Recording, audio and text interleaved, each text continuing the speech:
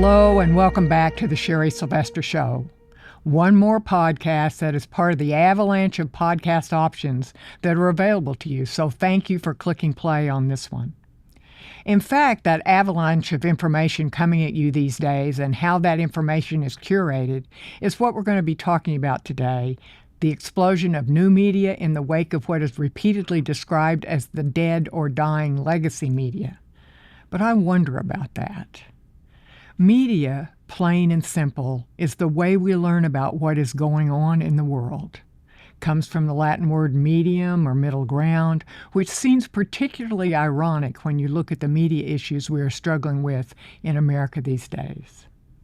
We're going to talk about where media is today in Texas and America with two of the smartest women I know, Kathleen McElroy and Christy Hoppe. Dr. McElroy received her Ph.D. from the UT School of Journalism after nearly 30 years as a professional journalist, including working at the New York Times, where she was an associate managing editor, a dining editor, deputy sports editor, and deputy editor of the website.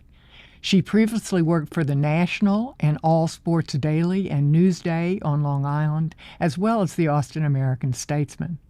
While earning her doctorate, Dr. McElroy received awards for research in the areas of racial discourse, collective memory, sports media, and obituaries.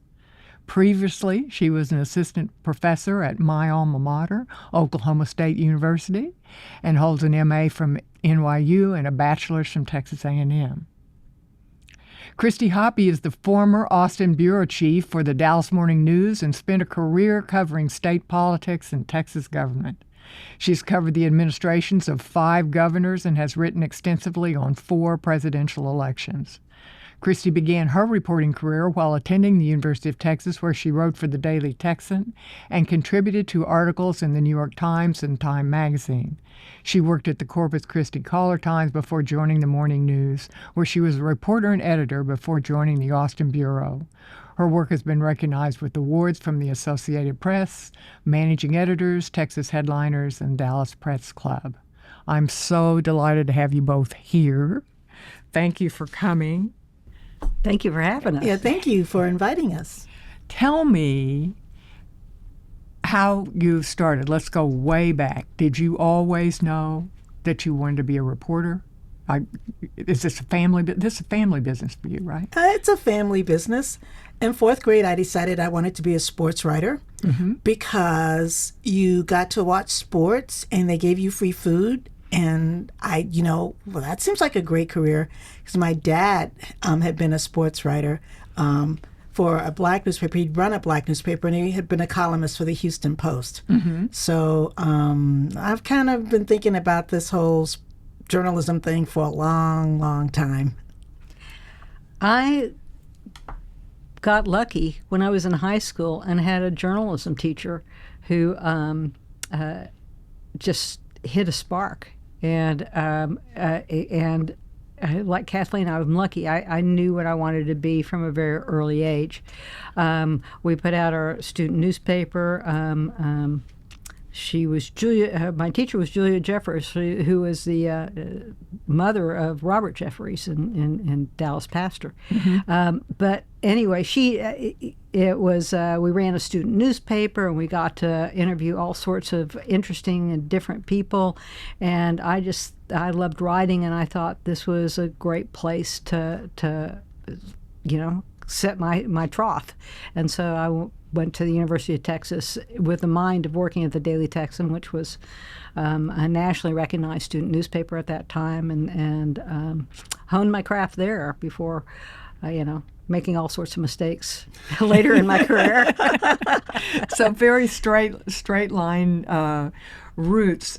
I always wanted to do commentary from the time I did commentary in college and wanted to do it afterwards, but I couldn't figure out a way to work myself onto McNeil Lehrer.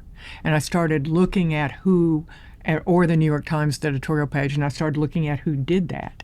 And mostly it was people that came off campaigns, And so I got this idea, well, I will go this way, and then I'll have that to bring to the table. But it took a long time gathering a lot to come to the table. And I've gone back and forth a couple of times. People told me, oh, well, you can never go back and forth. Yeah, you can. If you're good and you can write, people will let you go back and forth. And now kind of non-denominational here. So I taught in, Christy and Dr. McElroy were nice enough to... Kathleen were nice enough to invite me to attend their class and speak to their class. What's your class called?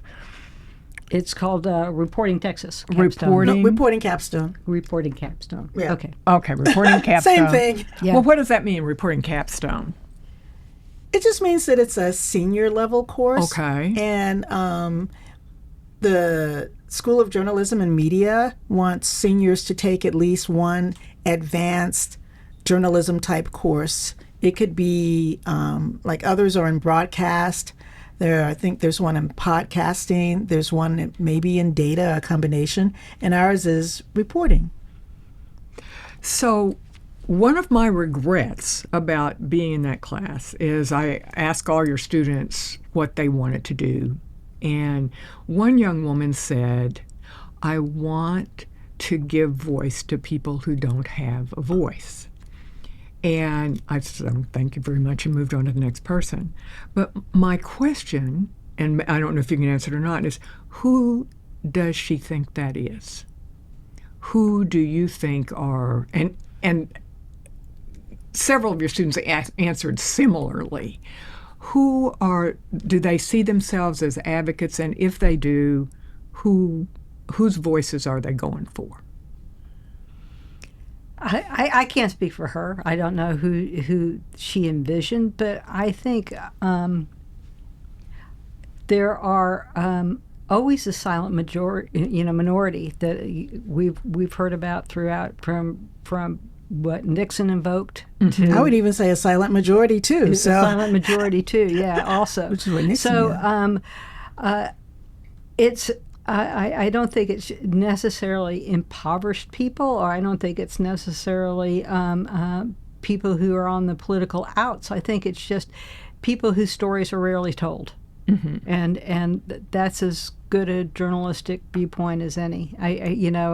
Joseph Pulitzer famously said, the role of a journalist is to afflict the comforted and comfort the afflicted. I don't necessarily think that it's all about being a crusader, and that's something we discourage in our class. We don't want crusaders. We want people who will go out and talk to lots of different people, and let their voices speak, not the journalist's story speak.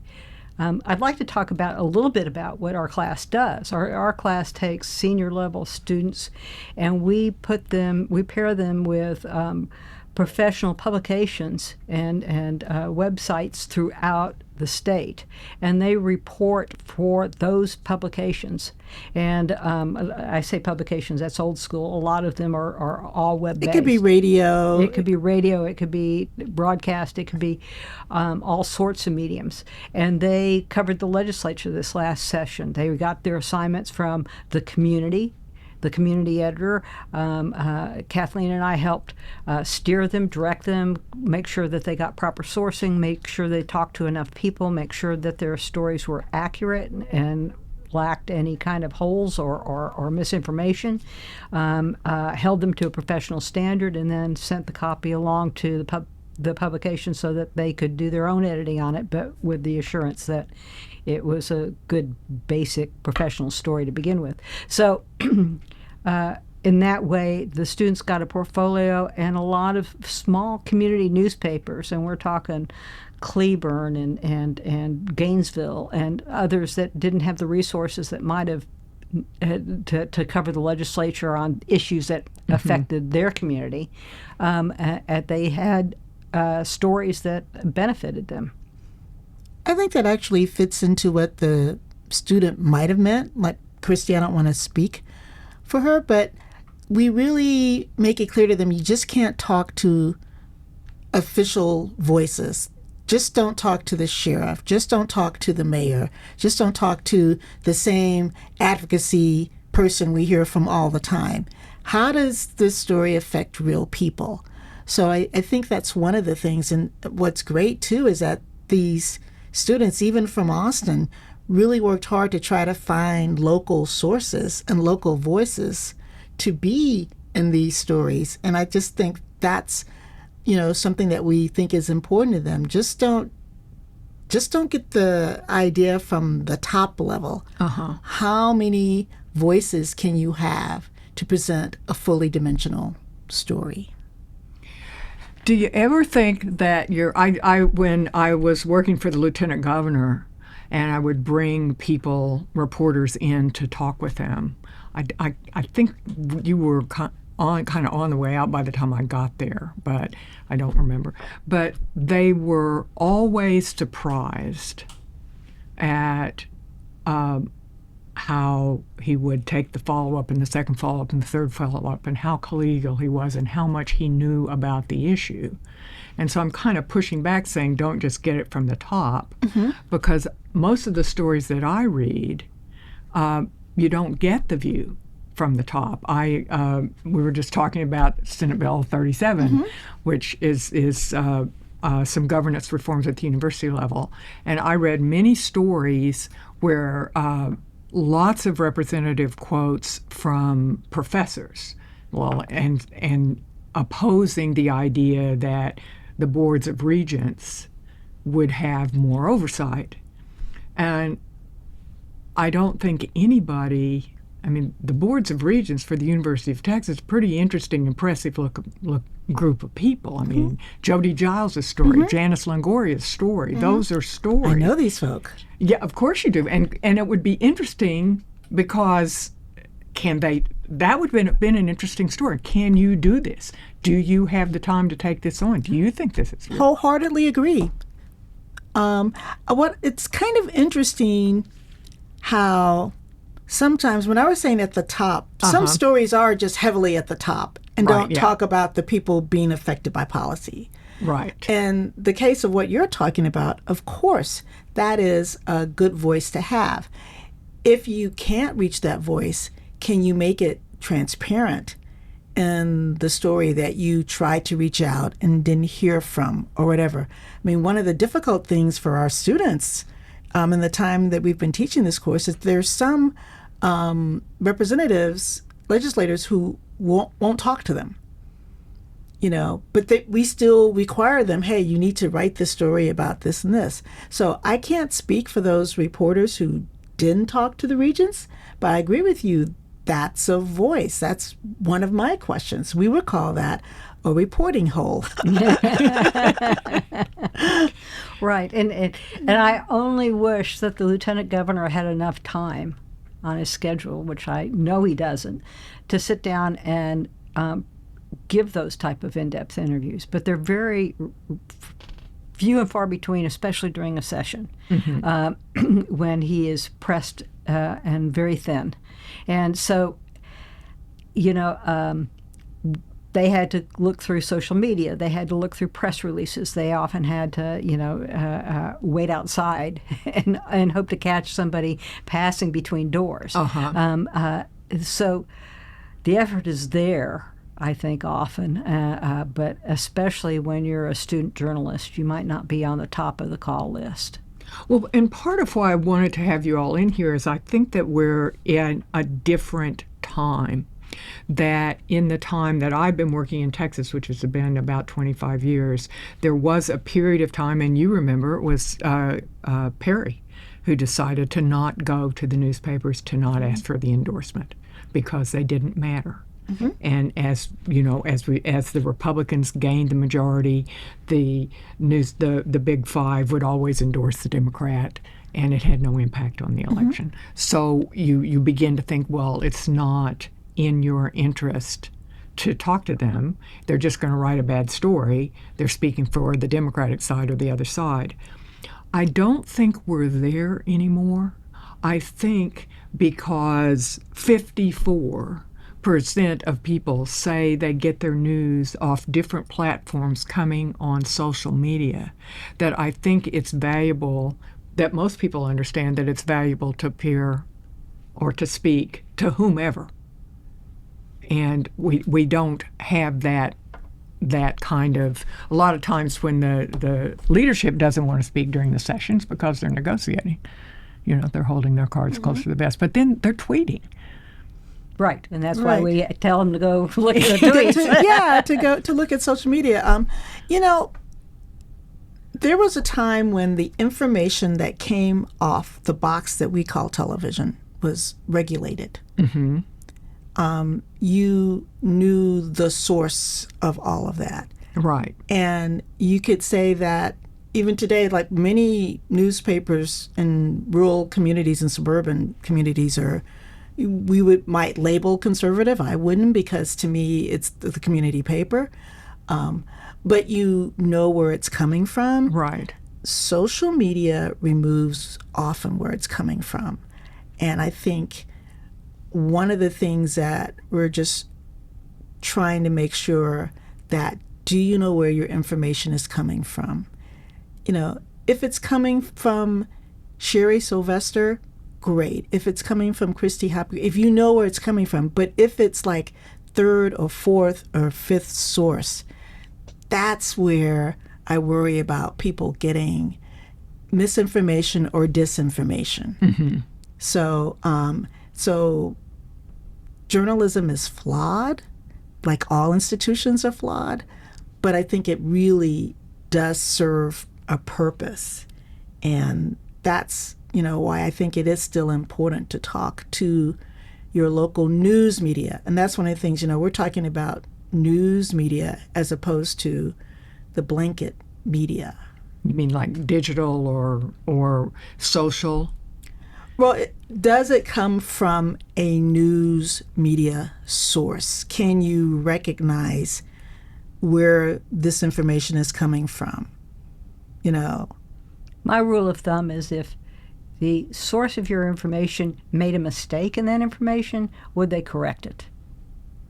Is there an avenue by which they would correct that information and acknowledge their mistake? And in too much of social media, there is no there where you could go to correct something that, even if it affected you, was wrong. Yeah. It's also a question of resources, and I don't know if you do this as well. I look, I read the Chronicle, I read the Morning News, I read Fort Worth. Of course, I read the San Antonio Express News like 1,000 times a day, because they hit me 1,000 times a day. And I go through those, and often their perspective, and the Texas Tribune, the ubiquitous Texas Tribune, who works, it seems to me, like a wire service, because they show up in those rural newspapers. And I'll go through to try to figure out what is going on. And it's like all the stories that left out the opinions of the regents, No, that's an excellent point. I would have to look at those stories. I believe you. You are a trusted source. Right. Maybe for me. But no. So I don't know why that happened, but I definitely see your point. And you kind of go, but I suspect, well, my question to you is, do you do that as well? I mean, I go through all these media sources, and I'm have a conservative point of view right now. I've been all over the spectrum. The only thing I've never been is a moderate. But I used to be on the left, now I'm on the right, and I was writing the whole time, so I can never run for office myself.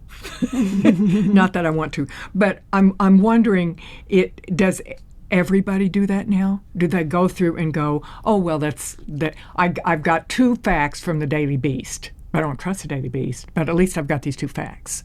Or the morning news, they go through and say, well, the morning news is telling me this, but I don't think they like Eric Johnson, so I'm not going. Is that how we are curating, our individuals curating their news now, do you think? Unfortunately, I don't think people are as well read as you are. And I think they aren't as well informed as you are. And I think we are more and more siloing ourselves, and algorithms are feeding us information that only bolsters what we already believe. And so instead of getting several different sources with several different slants, even, very few people are taking any of that effort. They're going to YouTube, or they're going to X, or that's where they get their information. And it's why facts have become fungible to some extent, and that's what I never as long as you know, as Kathleen pointed out, where your news is coming from, you can recognize that, okay, this is Fox News, they're going to tell me this. This is MSNBC, they're going to tell me this. And that's kind of like when our country was first founded. Remember the Two-Penny Press? It all was very opinionated, and yeah. But people read the paper that expressed their views the most. I don't have a problem with that. What I have a problem with is that there's a lot of forces that just want to send out information and keep people outraged instead of informing them. And as long as we're all outraged, nobody's really progressing and understanding the other guy is not necessarily your enemy. He's just got a different point of view. I bring that from my political life, because one of the things I learned when I went back to school to study politics is that there's nobody bets on persuading someone to change their view. You write copy and you write messages to activate the people who already believe you, and to make them believe that this election will change the course of human history if it doesn't go your way or the other way. So and you're absolutely right. We get so much media that is to just not to inform the audience, but just to massage the audience and affirm their opinion. Or make them think in terms of fear. Yes.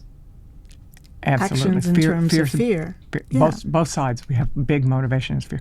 Well, I want to ask you about something, and that's sports, because I am thinking that sports, and you know so much more about it than I do, because I found sports, I got to write a little bit of sports in my career, and it's too much. It's like election night every night. You know, I couldn't remember the statistics. I was following the Rutgers women's basketball team, and I had written a good piece about the coach, which is another story I'll tell you offline. So she invited me to travel with the team. Oh, cool! So it's totally cool. They went to the Elite Eights as far as they got. But this is pre-Don Imus, or it was. I don't know if it was pre-Imus. It was pre.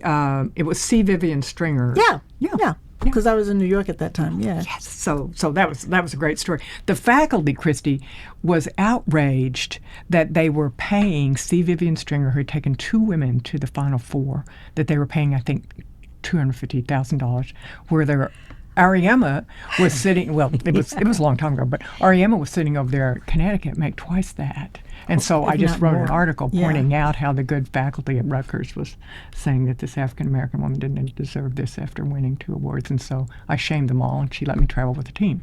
But I'm thinking that sports may be the key to world peace, because we got these statistics last week of, like, what are people actually watching, because we're trying to figure this out. And there's, as I said when we began, a deluge of podcasts. And this isn't hard. People are watching sports. That's the only thing we all watch together. Everybody else watches. That's the Super Bowl ads. That's the Super Bowl ads. But do you think, in someone who's looked at it, I just have this one little piece. So during the Olympics, my husband and I were watching basketball, and we were watching Japan play Germany. Men's or women's? Men's. Okay. My husband and I were rooting for Japan because they were shorter and it thought we. But this is only 80 years from Normandy. Mm-hmm. My husband, as I told you upstairs, his father was killed by the Japanese. But now we're watching the world is watching Japan play Germany in basketball, and nobody's blinking an eye. What do you think? Well, also, let's think about the TV show Hogan's Heroes. Right. Which came out in the 60s. And if you think about that, the wacky POW camp. So even before you think about sports, there have been these cultural moments where where you see these things. But yes, I remember going to an Olympics, and Croatia was playing Saudi Arabia, and they were killing them in team handball, an obscure sport that's fun to watch during the Olympics. And at one point, someone yelled out, "We give you goals if you give us oil," or "We'll give you oil if you give us goals." I mean, so there's also an awareness of these situations. And you want the world to evolve, to progress. Right. You want it so that can happen, right? Mm-hmm. I'm old enough to remember the Soviet era gymnastics teams, and the women on the podium not wanting to be on the same podium with someone from the USSR.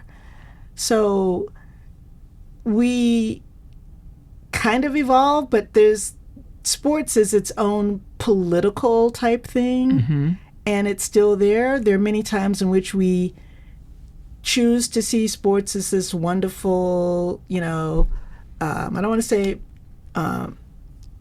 it's all done on meritocracy, because some teams have more funding than others, right? Right. So, but no, we do all watch sports together.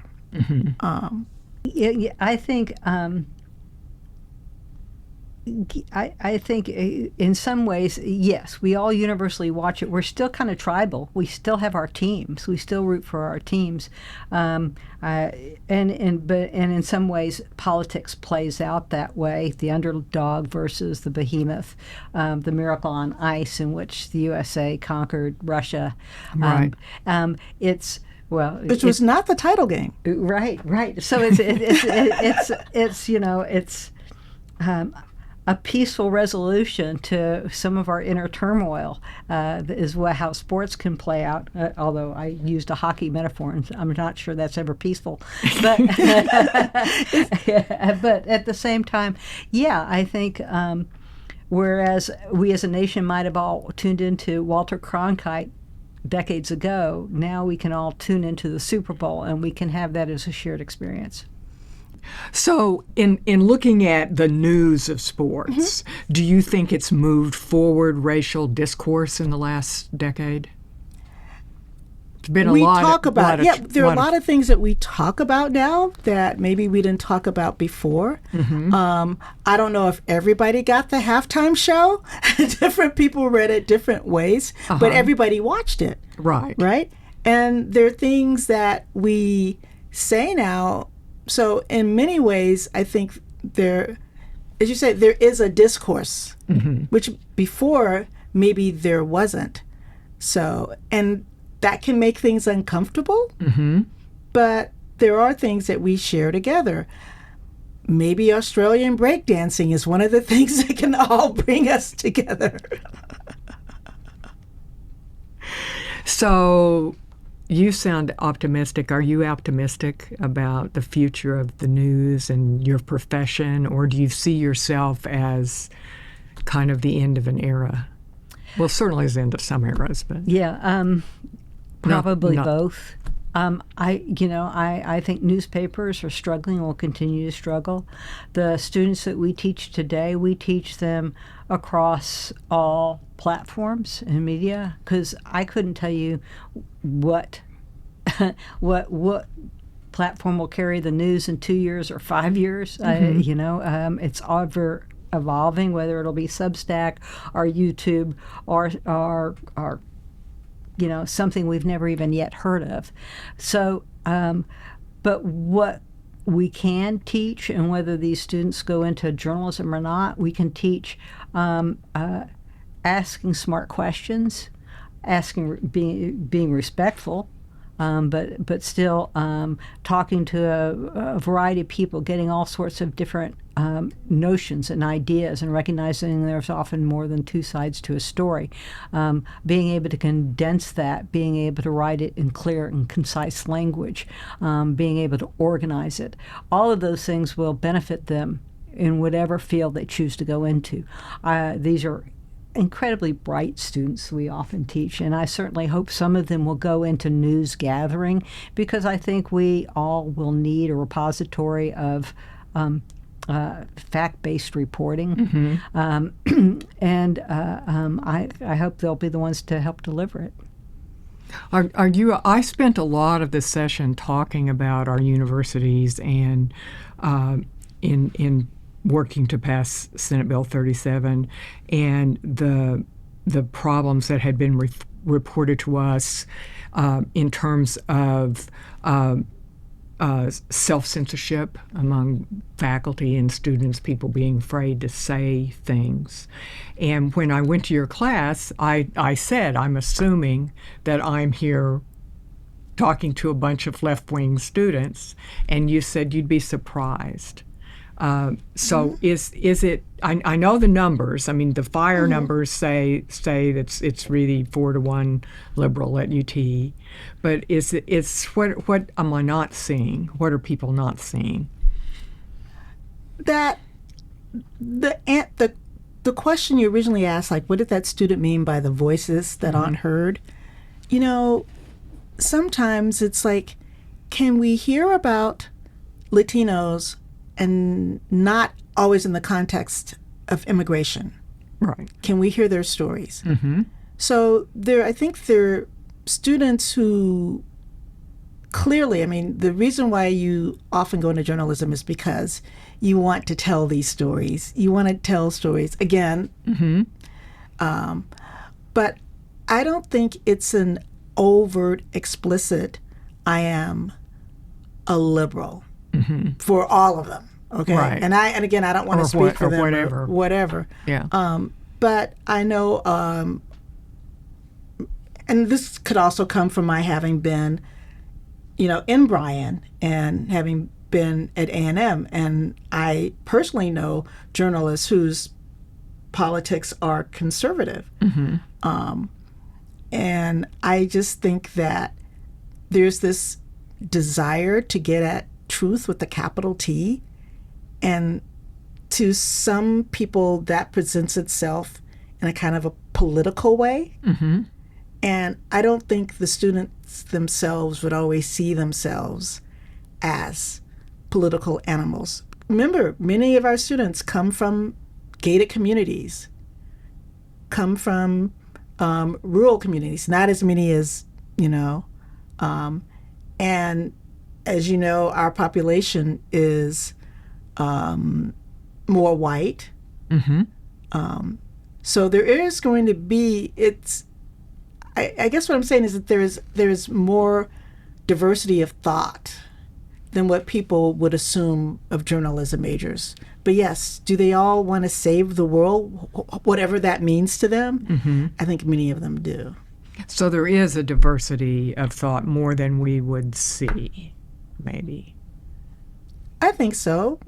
It's also interesting, I know Christy said this, that when they do cover conservative politicians, they are so respectful and so this, and they, faithfully put down everything there, and it's like, can we check that? Maybe too polite, too faithful.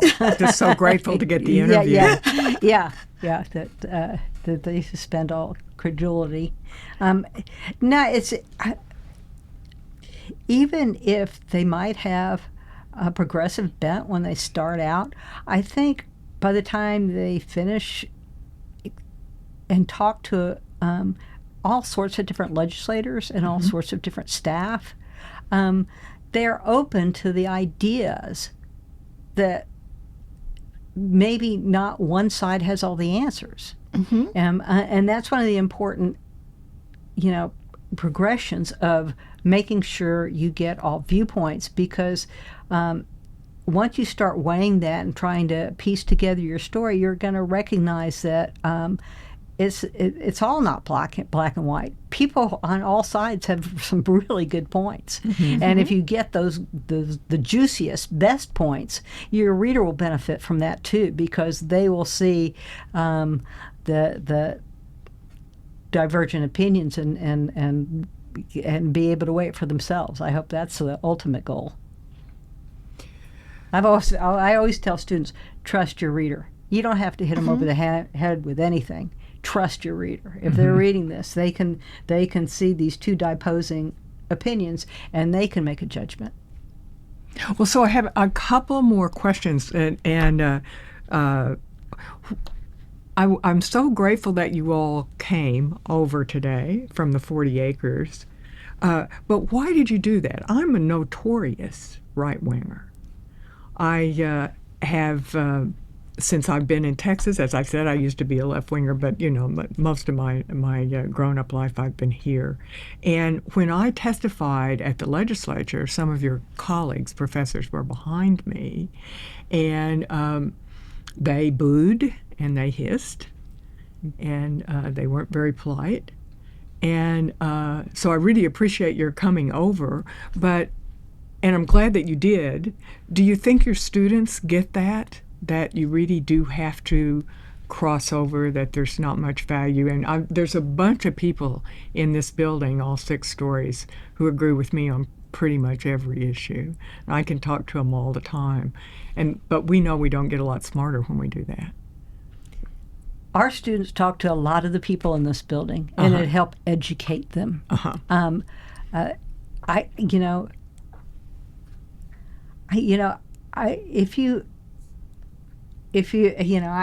always thought I didn't have all the answers, but I like to speak to a lot of people who do.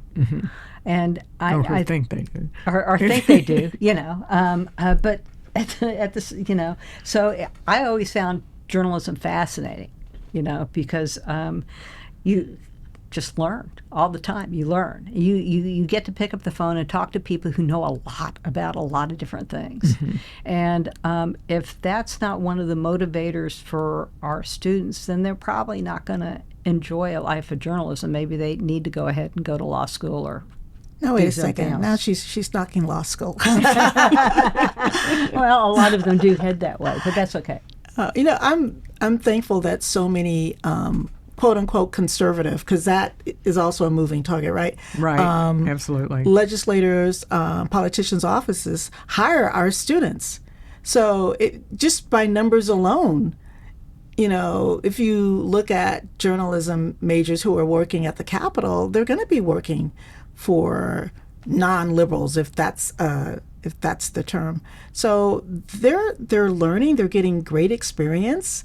They're learning people are people, and they're learning that everything has a strategy, maybe. So, no, I don't see myself as crossing anything. I see myself as talking to someone. Well, that's the big thing these days. Bill Maher goes to see Trump. I mean, it's important, I think, to do that. I guess my question would be is how many of your colleagues would want to talk to me? Well, a lot. Everyone was very excited when I said you were coming on. And, I was joking by saying that I know people who work here. So what's the vision?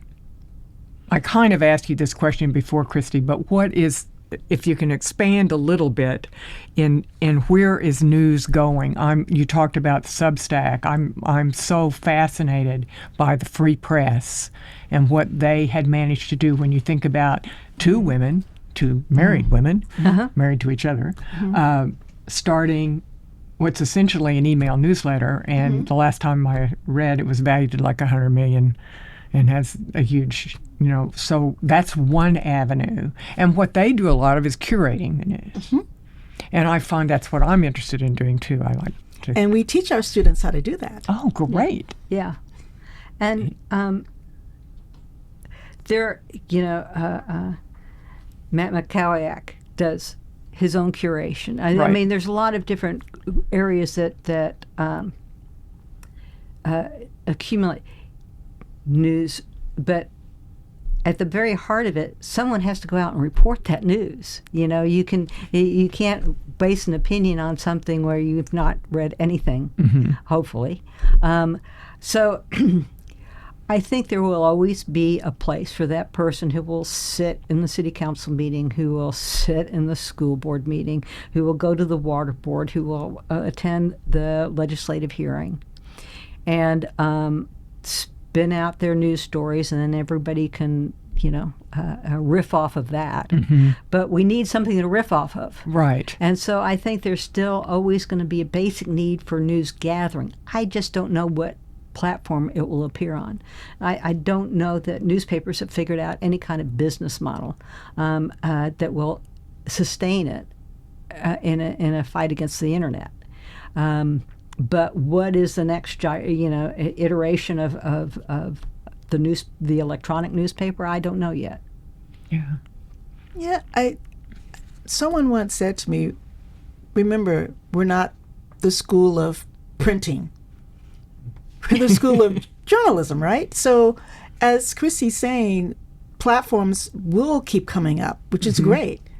And we want our students to be in the forefront of actually maybe inventing and innovating those platforms too. I think that's another thing. Journalists have been so focused on gathering and not thinking about, well, maybe we should be involved in what these iterations are.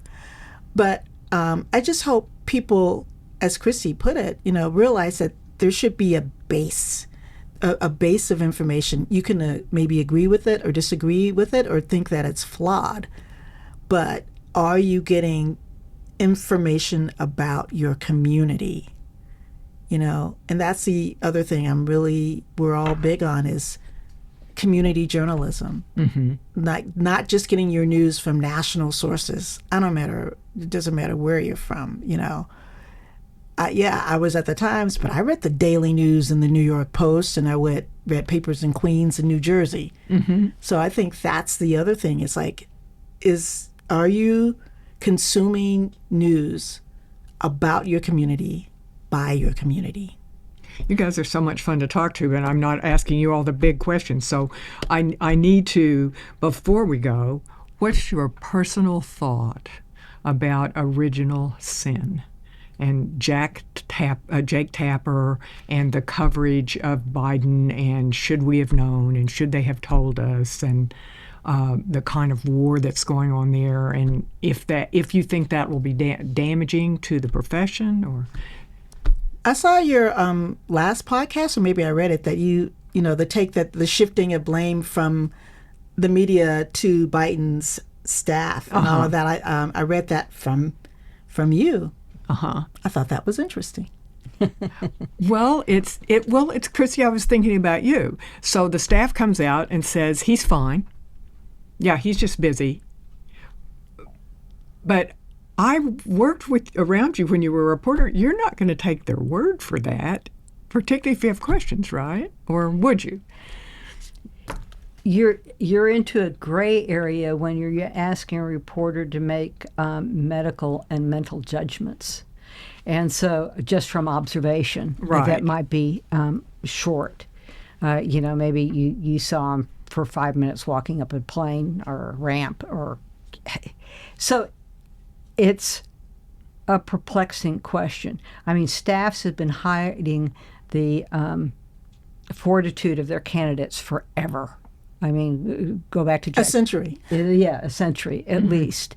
And I think there should have been more reporting on it. I think there should have been some reporting on when he might have stammered or lost thought. I mean, I think back to what happened with Mitch McConnell when he went blank at a couple of press conferences, and that was widely reported. I don't know that it was that clear-cut with Biden. I think, yes, some journalists probably dropped the ball, but I think it was the staff who made concentrated efforts. What was it? All he has to do is win, and then the staff can take over for the second term. I mean, how many Hollywood movies have we seen like that? Yeah, I mean, how incredibly arrogant. What kind of hubris does that show? It's untenable. Mm-hmm. And so I can't sit in the place of any of the Washington press to see what they saw and how you would report that without being on kind of thin ice. Mm-hmm. But at the same time, I think the staff's concentrated, purposeful covering of his frailties was, unforgivable. And I would add to that, and Christy knows more about this than I do. I am not a political news junkie. Mm-hmm. That we know there's been shrinking amount of access to presidents. You look at the access that Obama gave, and it was like almost next to nothing compared to previous administrations, and it's just been continuing that way. So I don't want to make an excuse on that end. And at the same time, we know that there is a little bit of groupthink in Washington Press Corps. And again, we can read all of those books too. So I think there's a confluence here, maybe. Yeah, I think that's true. And there's what also I can say in happening on the other side, because the conservative media was saying, well, we were covering it. But their coverage was also hyperbolic a lot of the time, so that you could look at it and you could see Biden was stammering, or Biden wasn't thinking, or Biden was wandering around and couldn't find the Easter Bunny. I mean, you could see all those things. But it was... And you could deduce certain things, but it's not like they were probing either. So you had, on the one side, he's not functioning at all. And on the other side, he's sharp. Exclamation points. Yeah, he's sharp as a tack, and he's running circles around all the staff, which is what I think they said. So it's just one more thing, like COVID, that probably has damaged public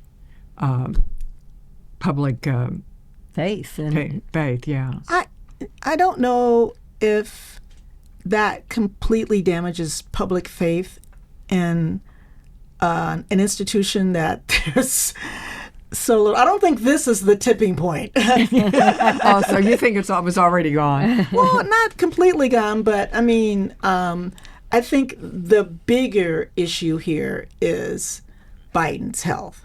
I don't want to see this all as an indictment of journalism. You could see it that, but to me, there's something bigger going on here. Are you thinking like that? We just keep having these really old men being in charge? I mean, it seems like we've had that for a while. But one thing about President Trump, he is out there. He does a lot of. He talks a lot, but he has managed. I read something the other day that it was Obama that first looked at different platforms to get information out, and that Trump. But you were in New York. I was in New York in the 70s when Trump dominated. I mean, that's the first place there was a 24-hour news cycle, and you had, as you said, all those newspapers, and so he already was working at a much faster pace, I think, than most people. Just coming out of it. I remember when Donald Trump was a Democrat. So,